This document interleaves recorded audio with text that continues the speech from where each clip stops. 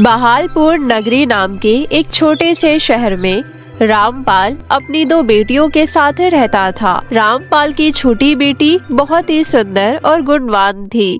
रामपाल अपनी बड़ी बेटी से ज्यादा प्यार अपनी छोटी बेटी को किया करता था। एक दिन, अरे मेरी दोनों लाडली बिटिया कहाँ है? देखो मैं तुम दोनों के लिए बड़े शहर से कितनी अच्छी चीज लेकर आया हूँ। रामपाल की आवाज सुनकर उसकी बड़ी बेटी सुधा आंगन में आती है और कहती है, अरे वाह पिताजी, आप आ गए। दिखाई तो जरा, आप मेरे लिए बड़े शहर से क्या लेकर आए हैं?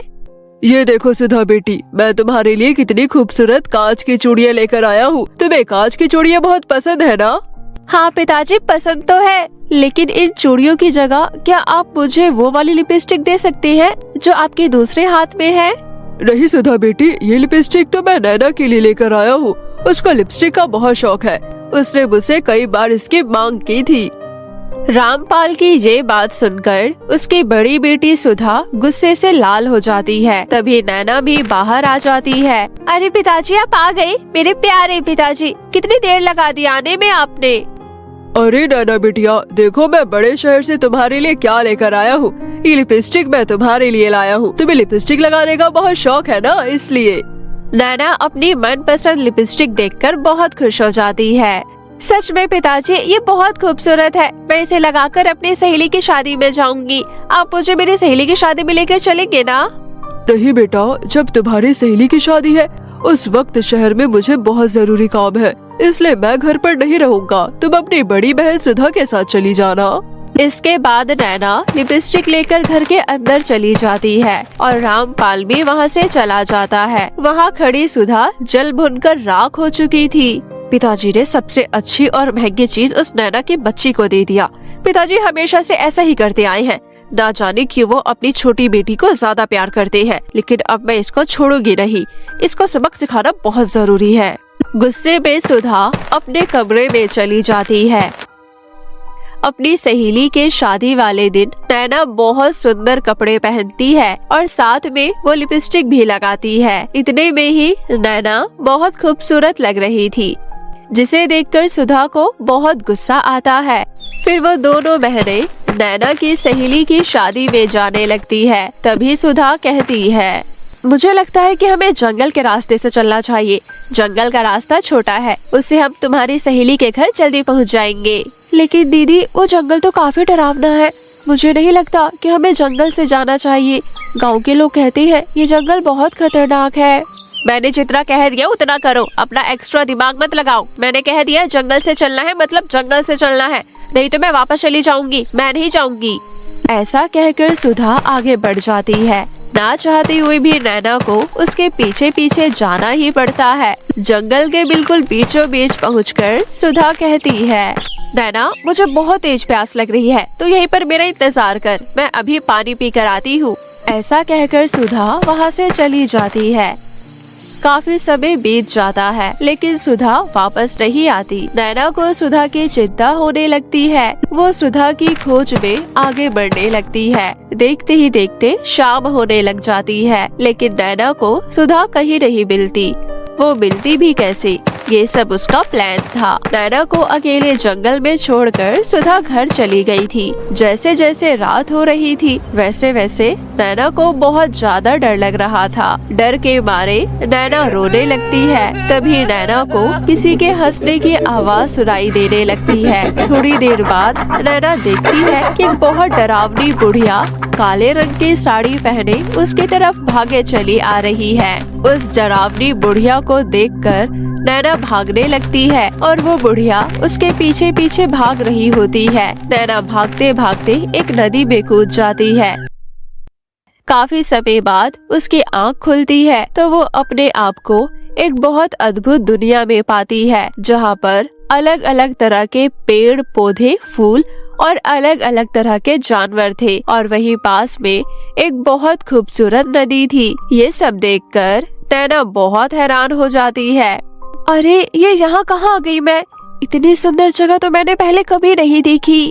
नैना नदी किनारे बैठकर उस जगह को निहारने लगती है। थोड़ी देर बाद नैना को प्यास लग जाती है। नैना नदी का पानी पी लेती है। नैना जैसे ही उस नदी का पानी पीती है, वहाँ पर एक बहुत खूबसूरत परी प्रकट हो जाती है और कहती है, इस जादुई दुनिया में तुम्हारा स्वागत है नैना।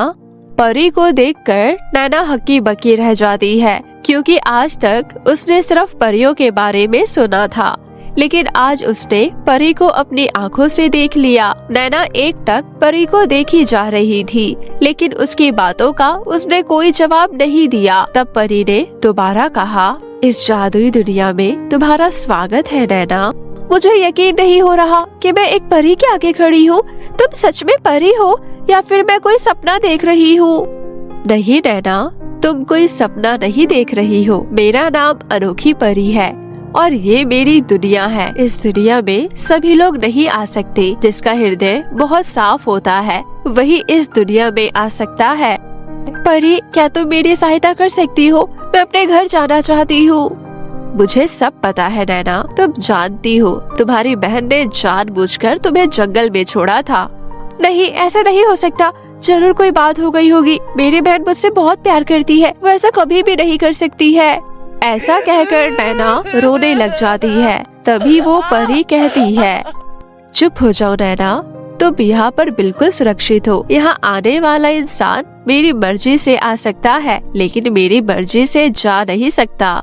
तुम तब तक इस दुनिया से नहीं जा सकती जब तक कोई दूसरा इंसान यहाँ आकर इस नदी का पानी ना पी ले। तुम्हें उसका इंतजार करना होगा और जब तक वो नहीं आ जाता तुम्हें इसी जंगल में उसका इंतजार करना होगा।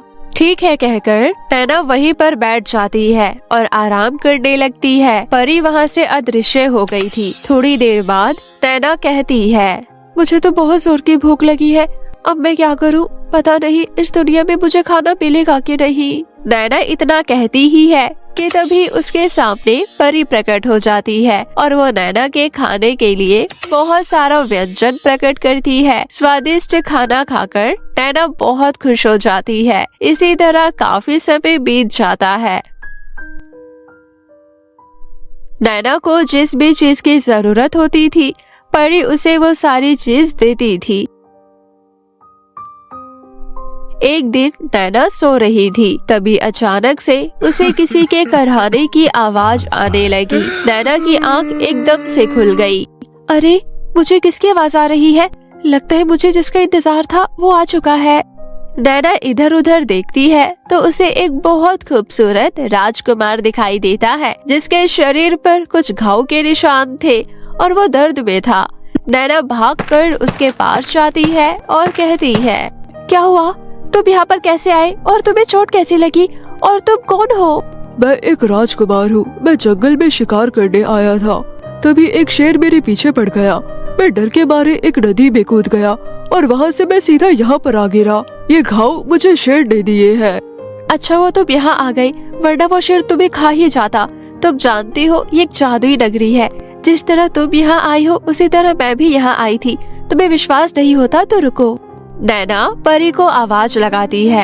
परी तुरंत वहाँ प्रकट हो जाती है। परी को देखकर राजकुमार चकित रह जाता है। तब परी राजकुमार को सारी बात बताती है और ये भी कहती है कि नैना ने उसका कितने दिनों तक इंतजार किया है। तुम रुको, मैं तुम्हारे लिए नदी का पानी लेकर आती हूँ। उसे पीने के बाद हम दोनों यहाँ से अपने अपने घर जा सकेंगे। हाँ हाँ, क्यों नहीं। नैना फटाफट नदी का पानी लेकर आती है। राजकुमार जैसे ही पानी पीता है उसके सारे घाव ठीक हो जाते हैं। फिर परी कहती है, इस दुनिया में केवल अच्छे और साफ मन वाला व्यक्ति ही आ सकता है। तुम दोनों का हृदय बहुत साफ है। अब तुम दोनों अपनी दुनिया में जा सकते हो। मेरा आशीर्वाद तुम दोनों के साथ है। जब भी तुम दोनों को मेरी जरूरत पड़े मुझे केवल याद कर लेना, मैं तुरंत वहाँ पर आ जाऊंगी। नैना और राजकुमार ने परी का धन्यवाद किया और अपनी आंखें बंद कर ली। आंखें बंद करते ही वो दोनों नैना के घर के सामने आ खड़े हुए। अरे, ये तो मेरा घर है। पिताजी, पिताजी देखो, मैं आ गई। नैना भागकर अपने पिता के पास जाती है। उसका पिता उसे देखकर बहुत खुश होता है। कहाँ रह गई थी मेरी बच्ची?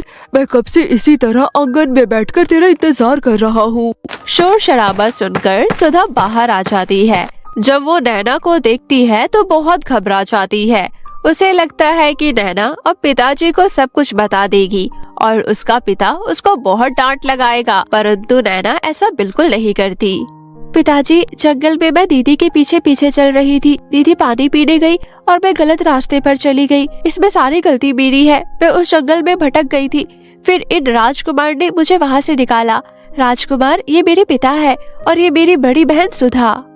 सुधा जब नैना के मुँह से ये सारी बातें सुनती है तो उसे एहसास होता है कि उसकी बहन उससे प्यार करती है, लेकिन वो अपनी बहन से प्यार नहीं करती थी। सुधा भागकर नैना के गले लग जाती है और उससे माफी मांगने लगती है। कोई बात नहीं दीदी, इसमें तुम्हारी कोई गलती नहीं है और तुम मुझसे माफी मत मांगो। बड़ी बहन माफी मांगते हुए अच्छी नहीं लगती। राजकुमार नैना को अपने परिवार के प्रति इतना अच्छा स्वभाव देखकर और उसकी खूबसूरती देखकर उस पर मोहित हो जाते हैं और उसके आगे शादी का प्रस्ताव रखती है। नैना राजकुमार से शादी के लिए हाँ कह देती है और कुछ ही दिनों में उसकी शादी राजकुमार से हो जाती है। इस तरह नैना ने अपनी बहन का अत्याचार सहने के बावजूद उसके लिए अपने मन में घृणा नहीं आने दी। उसके इसी साफ हृदय के कारण परी ने उसकी मदद की और राजकुमार से उसका विवाह हो गया। अब नैना अपने ससुराल में खुशी खुशी अपना जीवन व्यतीत करने लगी।